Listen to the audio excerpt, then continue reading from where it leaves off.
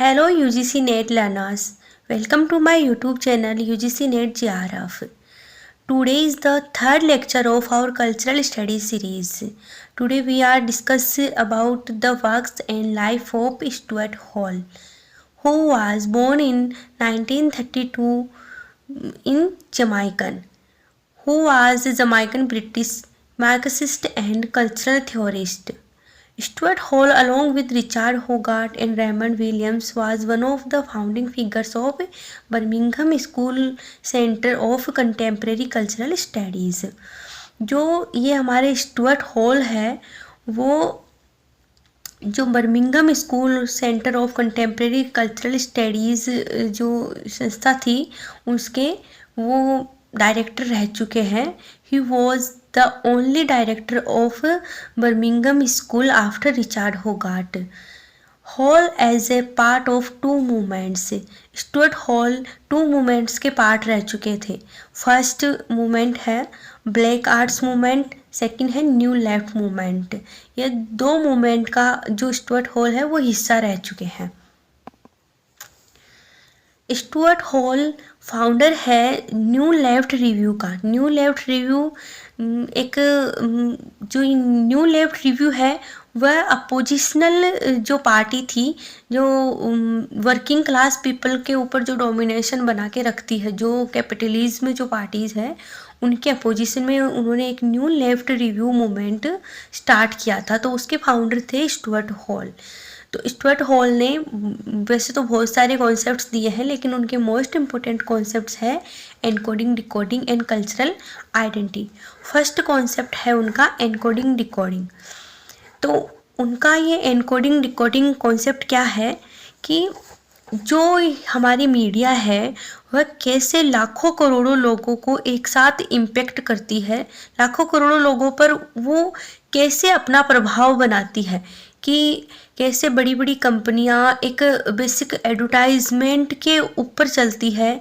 एक छोटा सा एडवर्टाइजमेंट कैसे कॉमन पीपल को इफ़ेक्ट करता है, इन्फ्लुएंस्ड करता है और उनको वो हर एक चीज़ कंज्यूम करने के लिए वह फोर्स करता है जो मीडिया है. तो एनकोडिंग डिकोडिंग जो उनकी थ्योरी है इसको रिसेप्शन थ्योरी के नाम से भी जानते हैं. उसका सेकंड नेम रिसेप्शन थ्योरी है. उसमें है क्या, how media messages are produce, transmitted and interpreted by audience, highlighting the complex interaction between productions of media content and audience. कि कैसे एक मीडिया के द्वारा कैसे एक मैसेज प्रोड्यूस किया जाता है और हम जो ऑडियंस है वह उसे किस वे में लेती है, किस तरह वह उससे उस मैसेज को कैसे वह कन्वे करती है, कैसे समझती है और अपनी लाइफ में कैसे उसको अप्लाई करती है. ये जो एक मैसेज एनकोड किया जाता है तो उसकी 3 प्रोसेस है, प्रोडक्शन, ट्रांसमिशन एंड रिसेप्शनिस्ट. तो जिससे पहले एक मैसेज प्रोड्यूस होता है, फिर डिस्ट्रीब्यूट होता है ऑडियंस में, फिर रिप्रोडक्शन होता है उसका. तो प्रोडक्शन आते हैं, messages are created and encoded by producers like that TV broadcasters, filmmaker, advertisers. कि एक मैसेज जब टीवी ब्रॉडकास्टर जो प्रोड्यूसर्स होते हैं उनके द्वारा, फिल्म मेकर के द्वारा, एडवर्टाइजर्स के द्वारा एक मैसेज प्रोड्यूस किया जाता है. वो उसका सोर्स कुछ भी हो सकता है, लाइक टीवी, रेडियो, जो ऑनलाइन प्लेटफॉर्म, प्रिंटर वगैरह, कुछ भी उसका सोर्स कुछ भी हो, एक मैसेज प्रोड्यूस किया जाता है. उसके बीच में जो उसका माध्यम बनता है, एक मैसेज को ऑडियंस तक पहुंचाने के लिए जो माध्यम बनता है वो कुछ भी हो सकता है वह. तो सेकंड है transmission. Encode messages are transmitted through various channels, for example TV, radio, print, online platform to reach the audience. कि एक जो मैसेज जो प्रोड्यूस हुआ है वह ऑडियंस तक पहुंचने के लिए बहुत सारे जो वेरियस टाइप्स के जो चैनल्स है, टीवी है, रेडियो है, उनके माध्यम से वह जनता तक, ऑडियंस तक वो मैसेज पहुंचता है. थर्ड है कि उसे जो ऑडियंस है वो किस वे में लेती है, उसको वो कैसे अंडरस्टैंड करती है, कि उस पर क्या उनका रिव्यू होता है. थर्ड है रिप्रोडक्शन या रिसेप्शन. तो audience decode the messages based on their oven social cultural and individual context.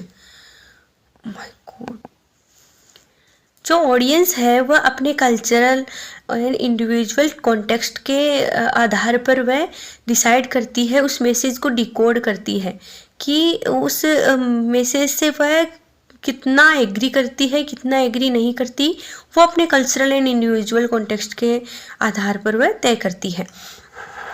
तो मैसेज डिकोड करने की जो 3 पोजीशंस इसमें बताया कि मीडिया के जो मैसेजेस है उसको डिकोड करने के लिए ऑडियंस 3 टाइप्स की पोजीशंस को अप्लाई करती है। These are the 3 positions of decoding the messages. First है dominate reading, सेकंड है negotiated, थर्ड है oppositional reading। तो जब ऑडियंस के पास एक मैसेज पहुंचता है तो सबसे पहले वह डोमिनेट रीडिंग, सबसे पहले वो उस मैसेज को एग्री करती है कि हाँ ये सही है, तो वो उस मैसेजेस उस मीडिया को अपने आप पर डोमिनेशन बनाने के लिए एक मतलब एग्रीमेंट दे देती कि हाँ ये जो आपका मैसेज है वो बिल्कुल सही है। फॉर एग्जांपल देखिए कि लोकसभा चुनाव आ रहे हैं तो हम अभी मोदी जी प्रचार प्रसार करेंगे कि हाँ मोदी जी को वोट दे और उसे उनको लोकसभा चुनाव जिताए। तो फर्स्ट जो एक ग्रुप ऑफ पीपल है वो कहेगा कि हाँ मोदी जी की सरकार बहुत अच्छी है, उन्होंने बहुत सारे अच्छे काम किए, हम तो उनको ही वोट देंगे। तो वो हो जाएगा कि हम उस पार्टी को अपने आप पर डोमिनेशन बनाने के लिए अधिकार दे देते हैं।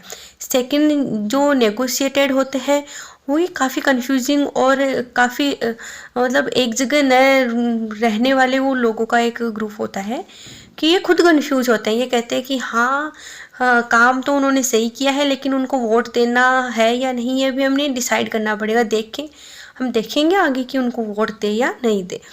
थर्ड टाइप ऑफ ये पोजीशन है कि अपोजिशनल रीडिंग, कि एक ग्रुप होता है कि वो साफ साफ मना कर देता है कि नहीं ऐसा तो कुछ नहीं किया उन्होंने कि हम उनको वोट दें, उनको जिताए।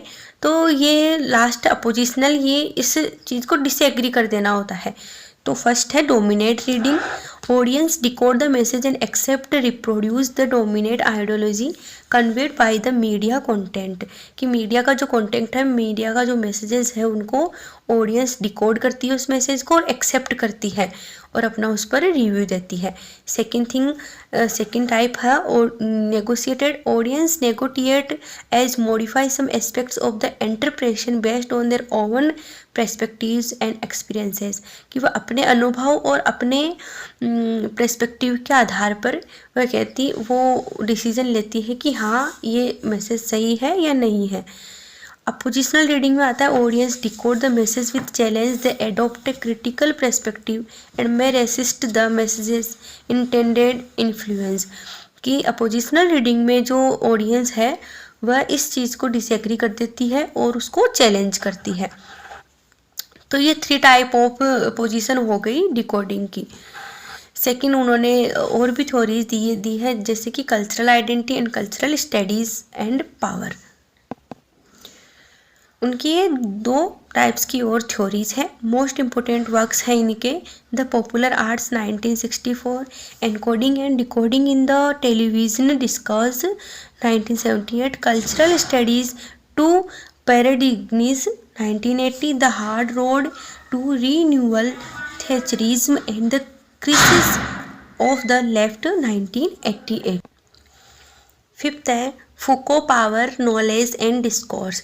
जो ये हमारे स्टुअर्ट हॉल थे वो माइकल फूको से काफ़ी इन्फ्लुएंस्ड थे, जैसे कि अदर जो राइटर्स हैं रेमंड विलियम्स से स्टुअर्ट रिचार्ड होगार्ड, इनसे भी वो काफ़ी ज़्यादा इन्फ्लुएंस्ड थे।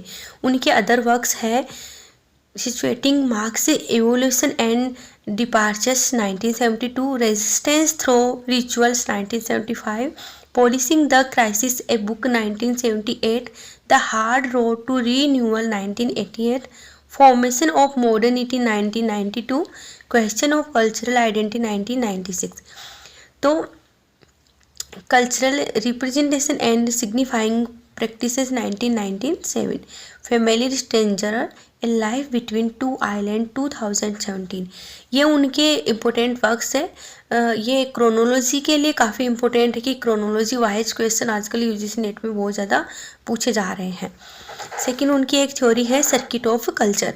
ये उनकी थ्योरी है, this theory asserts that the creation and propagation of culture involves 5 process.